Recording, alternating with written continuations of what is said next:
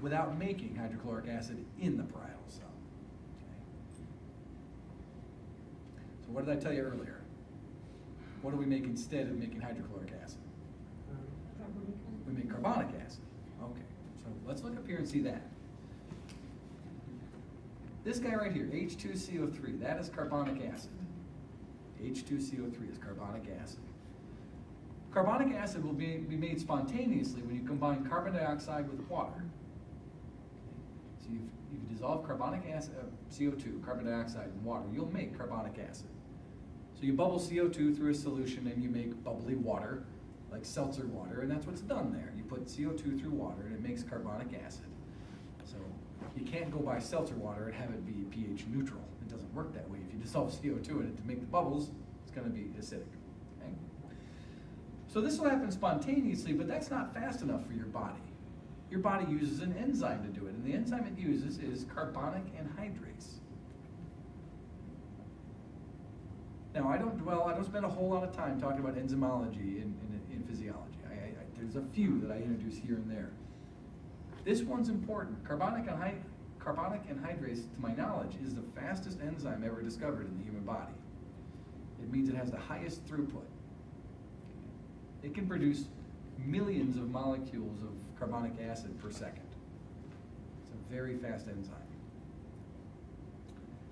It's going to be really important in red blood cell function too, right? We talked about it a little bit. This is what converts CO2 that's soluble in the blood into bicarbonate to be transported around in the blood. And when we get to the respiratory system, we'll come back and talk about that in more detail. Okay. So here its function is to take CO2 from the blood, combine it with water, which is in the interstitial fluid and in the cytoplasm, and convert that into carbonic acid. Carbonic acid is a very weak acid. Now, who can wow me with their chemistry knowledge and give me a definition of a weak acid? What's a weak acid? Give you a chance to show off. Nobody? You just dissociate which regress to representation. Okay, so the Arrhenius definition of an acid is something that gives off a proton or a hydrogen ion in solution. So yeah, that's true. So what makes a weak acid different from a strong acid from a moderate acid, for instance? Breaking bonds. It does have to do with something about breaking bonds. It's so quiet. Was it how quick it breaks it on, or slowly? Not so much how quick, it's how much it itself dissociates, okay? So this is an important concept in acid-based chemistry. H2CO3, while it is called carbonic acid, if it stays in this form, which is called the molecular form, it doesn't change the pH at all, okay? It has to break down into its two component parts. Proton, that's the hydrogen ion, and bicarbonate, okay? It has to break down. This is the functional acid part here, the hydrogen ion. So if I take a molecule and I put it in solution and it stays as a molecule, in other words, it doesn't dissociate, that doesn't do anything to the pH. It has to dissociate to give you hydrogen ions. And when it does that, it's functioning as an acid. So this is the molecular form. This won't change the pH, but when it breaks down into these two, gives off that guy, that changes the pH. That lowers the pH. pH means the inverse log or the positive log of the hydrogen ion concentration. That's what it means. Okay? So when you increase the hydrogen ion concentration, the pH goes down. Okay? Which is really a way of saying it has a higher exponent to the hydrogen ion concentration. Okay. What's left over, this molecule down here, the negative ion that's left behind when an acid dissociates, is called the conjugate base. It's called conjugate base. Right? So the definition of a weak acid is something that dissociates about 3% of the time. 3 to 5% of the time. So let's take that 5% number. Okay? If this dissociates 5% of the time, then that means 5% of the time I get an acid form. The other 95% of the time it stays in the molecular form. That's not going to give me a very low pH. That's going to drop the pH down to maybe 5.5, 6. Okay? That's not going to be a very low pH. Well, now the parietal cell does something tricky. Go over here. It's got a hydrogen potassium pump, or what's called a proton pump. Okay? This is a proton pump in the apical surface of the parietal cell. It's ATPase driven, so this is an active transporter. It's a co-transporter. It moves two things. It moves hydrogen out into the lumen and exchanges it with potassium. Okay? So this is your HK pump. This, guys, is one of the most important molecules that's been researched in probably the last 20 years. Right? There are at least 3 super successful commercial medications that are aimed at inhibiting this pump. Okay? I take one of them on a pretty regular basis. I take omeprazole, okay, which is a proton pump inhibitor. So how does that work? Well, it shuts this pump off, and then I don't secrete hydrogen out into the lumen. If I don't secrete hydrogen out into the lumen, I can't make hydrochloric acid. So it's an antacid. It prevents the formation of acid. Okay, so let's talk about how this works. So 5% of the time, we make hydrogen ion.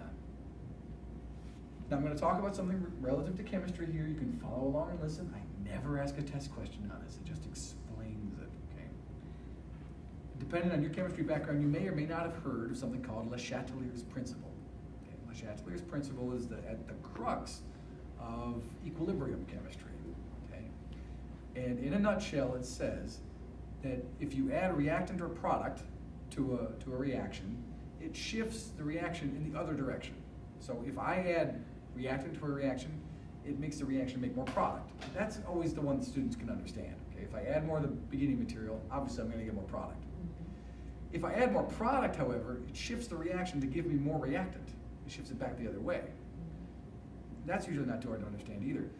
But the more difficult thing is what happens if I take away reactant or product. Okay? If I take away product, Le Chatelier's principle says I shift my equilibrium to make more product. If I take away product, then my reaction speeds up to make more product. And that's the application we need to understand here. Okay? By pumping the hydrogen out into the lumen, I'm taking away the product. I'm taking away the product. Now this would only go to 5%, this dissociation, but by continually taking away the product, I always tip the balance in favor of making hydrogen. So while at any given time I'm only going to make 5%, when I take that away, see, I never build up to 5%. If I built up to 5%, the reaction would come to equilibrium and I would stop making new. But by taking it away and always keeping it down below 1% in there, I always keep it making more. Right? And so by doing that and pumping it out here, I can build up a high concentration of hydrogen out here without ever having a high concentration inside the cell. And that's the part you need to understand. Okay? I take a weak acid. I give myself a little bit of hydrogen ion. I pump that out into the lumen. I'm going to build up a lot of hydrogen ion in the lumen, but I never build up a large amount inside the cell. And by always taking it away, I ensure that I'll keep producing it. Even though I'm only producing a small fraction of my total available amount, I'm continually producing it. Okay?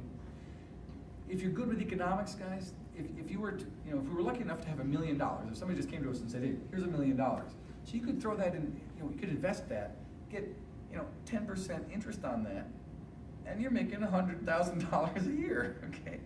That's not a lot, okay? Let's make it 5%, okay? You're making $50,000 a year doing nothing except getting the interest.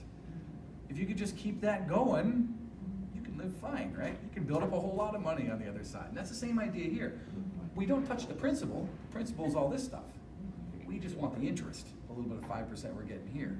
We take that and we sock it away out here, we can build up a whole lot out there. That's the first time I've ever used the interest analogy, so I don't know how well it works, but It's very nice. all right, so we pump the hydrogen out here. Okay, the potassium coming back in, I want to draw your attention to stuff that's important and the stuff that's less important, okay? The potassium coming back in, look at that just cycles. The potassium comes in here and then goes back out. This is a trick that cells use all the time so that we don't polarize this membrane and make an electrical gradient. Because if we polarize it, then we're going to resist the pumping of the hydrogen out. So we let a cation go out, so we let a cation go in, so we don't polarize the membrane. But we just put a leak channel in there to let that potassium just flow right back out. So it's for electrostatic balancing, and I really don't care that you know anything about that. Just wanted to explain it. However, up to this point, we've only talked about making half of hydrochloric acid. We've pumped the hydrogen out there. We don't have the chloride, so we need that. Well, in our bloodstream in here, we have a pretty good repository of chloride ion, okay, in our blood. So what happens is, with our red blood cells, we have chloride bound to bicarbonate, not bound to bicarbonate. We have chloride it's bound to. Sodium, I think it's complex with sodium in our red blood cells. When we shift bicarbonate into our red blood cells, we just shift chloride out. So we just take the chloride out of our red blood cells.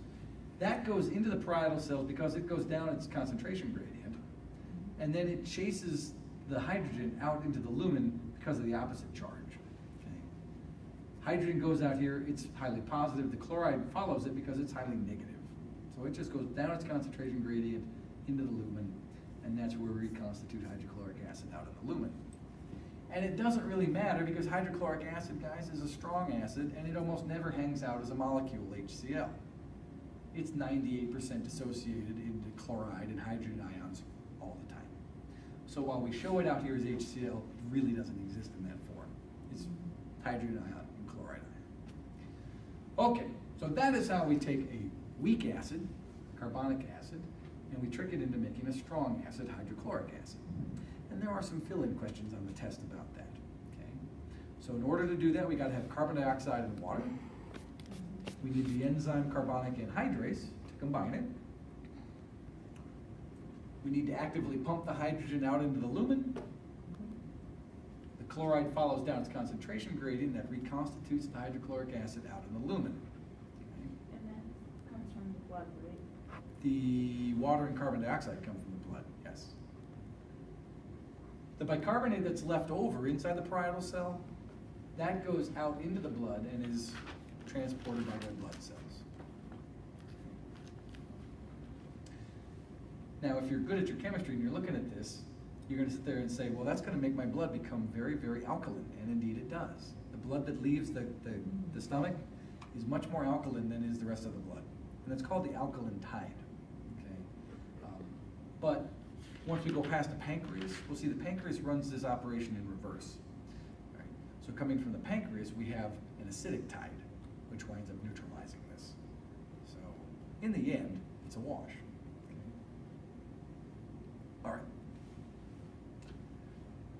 So now we're ready to go into the small intestine. Talk about what happens in the small intestine.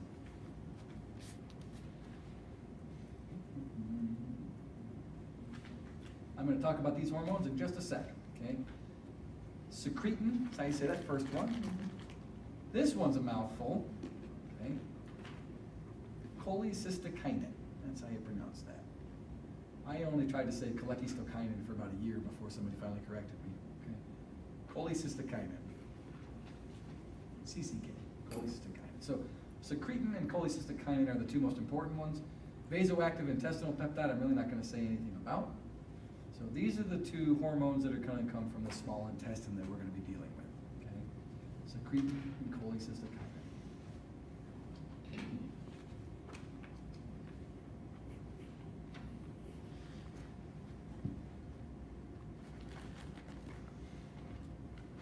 So slide 23.17 kind of sums up all the regulatory mechanisms that we've talked about up to this point. So if you're going to do the regulatory essay, this is one you want to spend some time looking at. Okay. It's a nice summary slide. 23.17.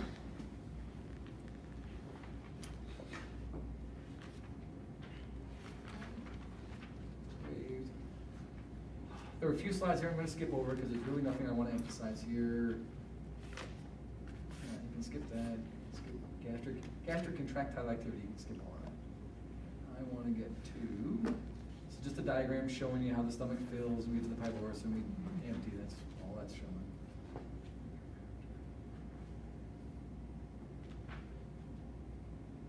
Okay, here, I'm almost there.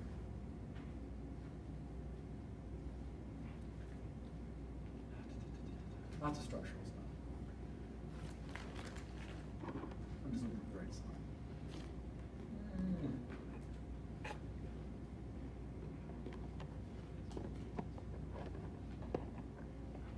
Must be the next slide.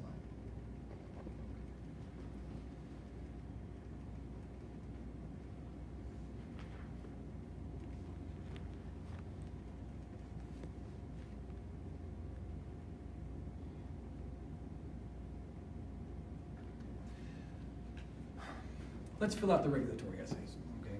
Let's fill out the regulatory essay. So at this point in our story, we've gotten foods coming from the duodenum going into the, it's coming from the pylorus going into the duodenum.